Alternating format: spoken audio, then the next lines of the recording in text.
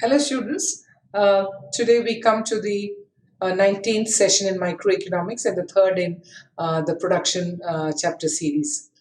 So we do today the laws of returns to scale. We know that production is studied in two time periods. One is the short run and in the long run. In the short run, we understand that there are fixed factors. The fixed factor land we have taken, for example, and labor was kept as variable, and we found how the returns change over time. Now we take the long period, and in the long period, we assume that all factors are variable. So when all factors are variable, then the scale of operation itself changes. And we have another term here, economies of scale. So when we use the term economies of scale, we understand that there are certain advantages of increasing the scale of production, which we will take up in the next presentation. So this presentation we shall look only at the returns to scale, and it is a technical concept. It is a part of the larger subject of economies of scale. In the returns to scale, all factors are changed in the same proportion.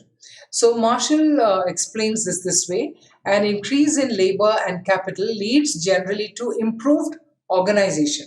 So organization itself improves. So when the organization improves, it improves the efficiency of work of both labor and capital.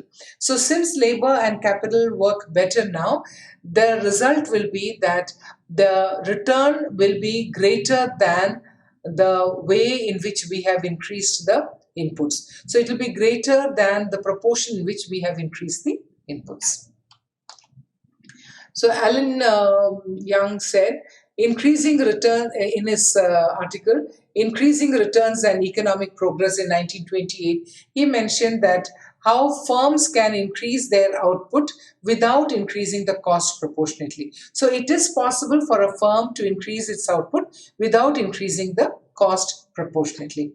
Let's see how we can do that. Now, when we talk about returns to scale, we have this term by Kotsianis. The book that I refer for this particular presentation is from Kotsianis. So the term returns to scale refers to the changes in output as all factors change by the same proportion. When we see the table, you can understand what I mean by changing in the same proportion. There are three types of returns to scale. They are increasing returns to scale, constant return to scale, diminishing or decreasing returns to scale. I introduce you to a new concept. We might be using this concept here. Just to know the term here, we are not going to develop the idea of isoquant, just to introduce this concept to you.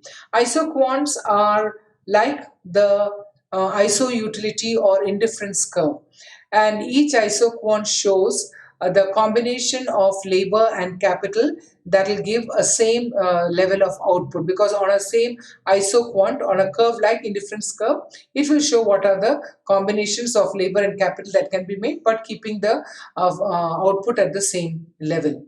So this together, when we have a series of iso product map, we call it an iso product. No, we have several curves like that. We call it as an iso product map. This is just to introduce a concept to you. We are not developing on this idea now. Scale of operation. So a firm can increase its scale of operation in two ways. What are the two ways? One is experiencing internal growth. Internal growth means it is organic in nature. That means the firm is growing from within. Whereas the other term is external growth, in which case the firm is not growing from within, but there are external factors which are making the firm bigger. Here we talk about acquisitions and mergers, which are the taking over of other firms to become a part of this company, or it could be that two or three firms have joined together and we call it as merger. So mergers and acquisitions, one is buying off, one is just putting together. So these two things also increase the scale of operation of a firm. Now, let me take you to a table which will help you to understand what we are trying to say in terms of proportion. Now, the table one shows the combination of the factors of production, or what is called the scale of production. The second column is about total returns, and the third one talks about marginal returns. Fourth column is about the type of return. So let's look at the first row. There are three lines in green, two in blue, and three in red, each denoting a type of return. Now, in the first one, we have one worker and 2 units of land, which gives us a total return of 8. And there, the marginal return is not there, but we write it as 8. In the second scale, the workers have become 2, and proportionately, we have increased the number of units of land to 4. So it has just doubled. But then the output has more than doubled. 8 has become 17, in which case the marginal return has increased to 9, or the marginal return is 9. Then in the third case, we have 3 laborers and 6 acres of land, which is again proportionately the change is the same. We now get from 17 to 27, much more than the change that we made. And here we say that the marginal return is 10. So we can see the marginal return increasing from 8 to 9 to 10, and we call this phase as the increasing returns to scale. So whatever we have invested in the scale, the returns are greater than that scale. That is why it is called as increasing returns to scale. The next one, we find 4 workers and 8 land units, which gives us 38 as total returns, and marginal return as 11. The fifth unit is 5 workers and 10 units of land, which gives 49 as total returns. And here the marginal return is also at 11. So there has been no change in the marginal return. So we say that we have increased the proportion of the factors, the scale of operation we have increased, but the output has not increased in that same proportion. So we call it as the constant returns to scale. And the third one is when we have 6 workers and 12 acres of land, the output has gone up to 59, but you can see that the marginal return has reduced and it has come down to 10. And the next time it is 7 workers and 14 laborers, but the output has not increased. Output has gone down to 68. It has increased to 68, but the marginal returns has reduced from 10 to 9. And finally, we have 8 units of workers and 16 units of land, which gives us 76, though the total returns have increased, but we find that the marginal return has gone down to 8. This is called the decreasing returns to scale. Now, returns to scale, Mrs. Joan Robinson, she has explained the idea of returns to scale this way. Increasing returns to scale states that when an increasing amount of a factor of production is employed, it generally brings about improvement in organization. That Marshall also had explained to us. As a result of it, units of factors concerned become more efficient and increase production. It will not be necessary to increase the physical quantity of factor in the same proportion. So if the output is increasing in greater proportion than the input, there is no need to make more investment. That is what is called the increasing returns to scale.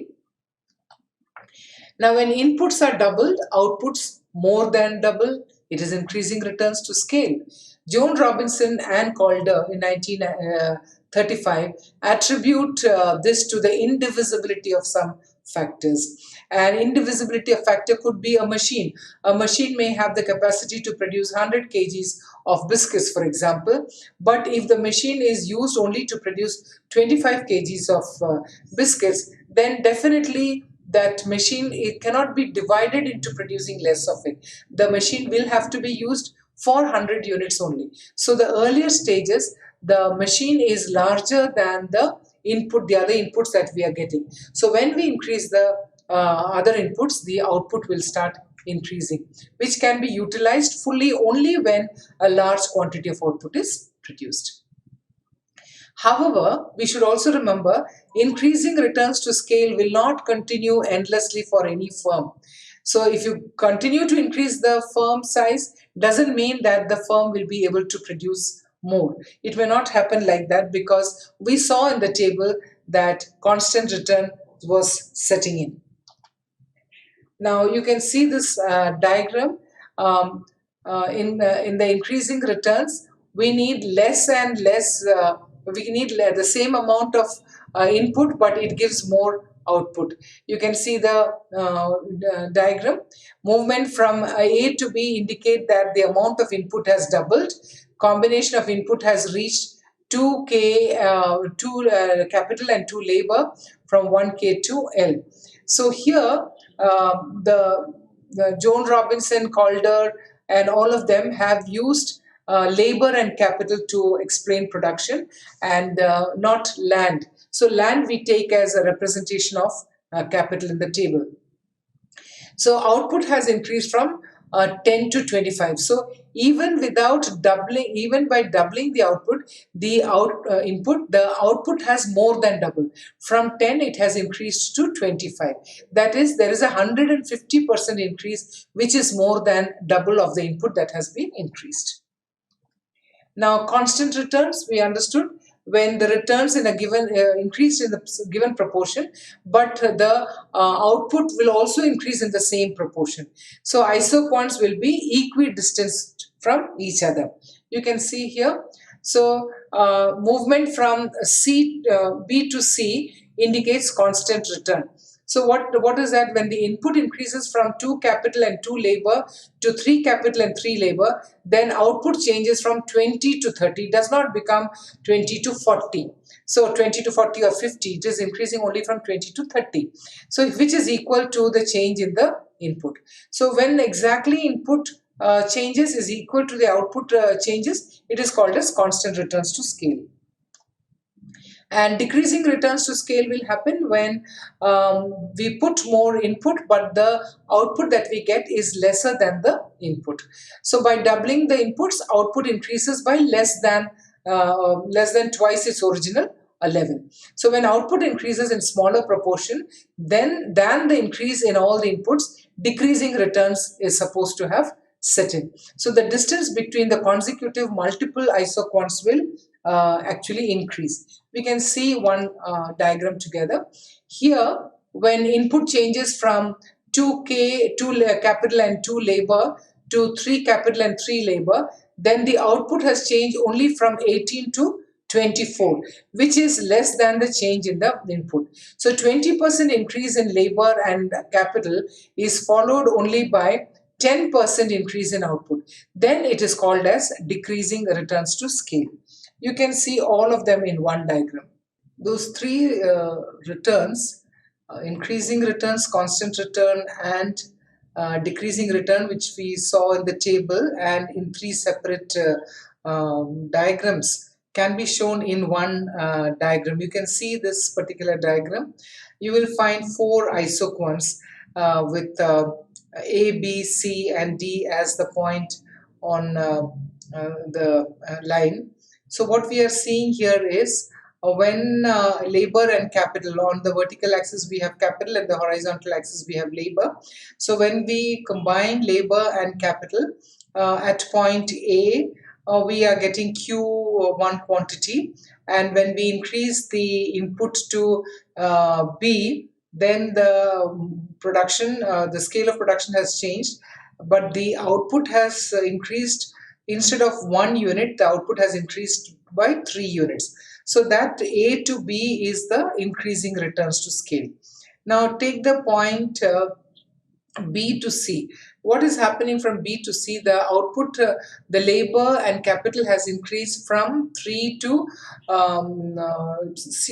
B to C, and the output has increased from 3 to 6. The quantity has increased from 3 to 6.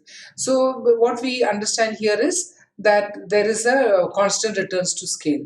In the next one, we see that from 6 to 8, to increase the output from 6 to 8, the amount of input that is required is far greater than the output itself. So the isoquants are far away from each other.